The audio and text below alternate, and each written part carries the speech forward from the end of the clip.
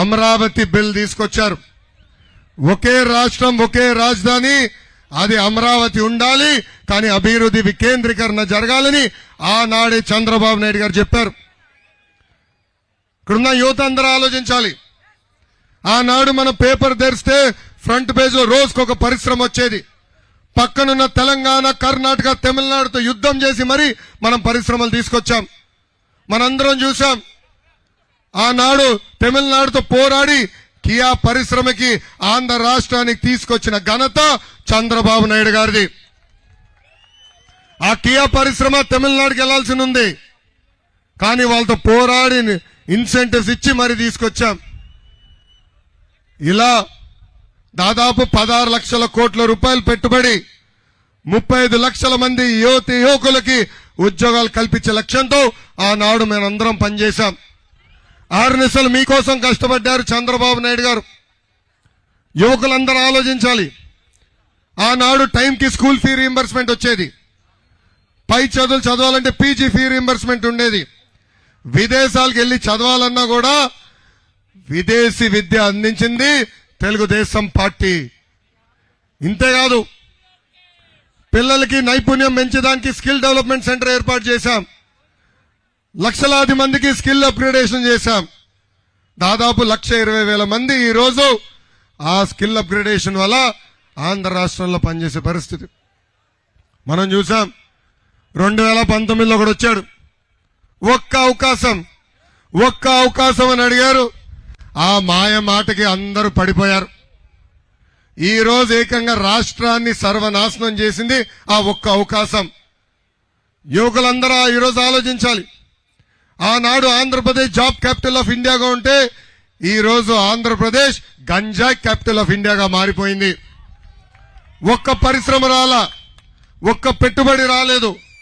ఆనాడు ఎన్నికల ముందర ఏం చెప్పాడు ఈ బ్యాండేజ్ బబ్బులు? ఏం చెప్పాడు? మెగా డిఎస్సి ఏర్పాటు చేస్తా, 2,30,000 పెండింగ్ పోస్టులు భర్తీ చేస్తాను హామీ ఇచ్చాడు. ఏమైంది ఆ హామీ? గోవిందా గోవిందా. ప్రతి సంవత్సరం జాబ్ క్యాలెండర్లు ఇచ్చి పెండింగ్ పోస్టులని భర్తీ చేస్తాడు. ఏమైంది ఆ హామీ? గోవిందా గోవిందా. గ్రూప్ 1, గ్రూప్ 2 పోస్టులన్నీ భర్తీ చేస్తున్నాడు. ఏమైంది ఆ హామీ? ఏమైంది ఆ హామీ? ఇంకా ఈ బ్యాండేజ్ బబ్బులు పని ఏంటి? ఏమవుతుంది? గోవిందా గోవిందా. ఈ రోజే చంద్రబాబు నాయుడు గారు ఉమ్మడి మేనిఫెస్టో విడుదల చేశారు. బాబు సూపర్ 6 హామీలు ఇచ్చాం. దాంట్లో మొదటి హామీ, తెలుగుదేశం, జనసేన, భారతీయ జనతా పార్టీ ప్రభుత్వ అధికారులకు వచ్చిన 5 సంవత్సరాల్లో నిరుద్యోగ యువకులకి 20 లక్షల ఉద్యోగాలు కల్పించే బాధ్యత మేము తీసుకుంటాం. ఉద్యోగాలు వచ్చే వరకు నిరుద్యోగ యువకులకి 3,000 రూపాయలు ప్రతి నెల నిరుద్యోగ భృతి కూడా అందజేస్తాం. మన ప్రభుత్వం తొలి సంతకం మెగా డిఎస్సి ఫైల్ పైన పెడతామని యువతకు నేను తెలుపుతున్నా. సింగిల్ జాబ్ క్యాలెండర్ పెడతాం.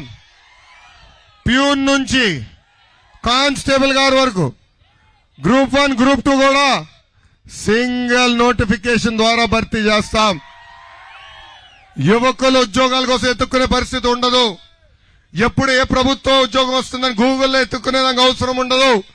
సింగిల్ నోటిఫికేషన్ ద్వారా ప్రభుత్వ పోస్టులన్నీ విడుదల చేస్తాం. అది రెండోది. మూడోది, విద్యార్థులు అడుగుతున్నారు. గతంలో అన్ని ప్రభుత్వాలు డైరెక్ట్ గా స్కూల్ ఫీ రీయింబర్స్మెంట్ ఉండేది. ప్రభుత్వాలు కాలేజీకి డైరెక్ట్ గా డబ్బులు వేసేది. అలాంటిది బ్యాండేజ్ బబ్బులు వచ్చిన తర్వాత సొంత డబ్బులు ఇచ్చినట్టు తల్లి అకౌంట్కి వేస్తాడంట. ఏమనంటే బటన్ నొక్కినా అంటాడు. ఆ బటన్కి మధ్యన కరెంటు కట్ అయింది. ఆ జేవీడీ డబ్బులు కూడా పడే పరిస్థితి లేదు. చిన్న ఒక్క నెల మన ప్రభుత్వం వస్తుంది, పాత ఫీ రీయింబర్స్మెంట్ అమలు మేము చేస్తాం. విద్యార్థులకు ఎలాంటి ఇబ్బంది ఉండదు. మీరు హాయిగెళ్ళి చదువుకోవచ్చు. హాల్ టికెట్ కోసం డబ్బులు కట్టాల్సిన అవసరం ఉండదు. మార్క్ లిస్ట్ కోసం కూడా డబ్బులు కట్టాల్సిన అవసరం మీకు ఉండదు.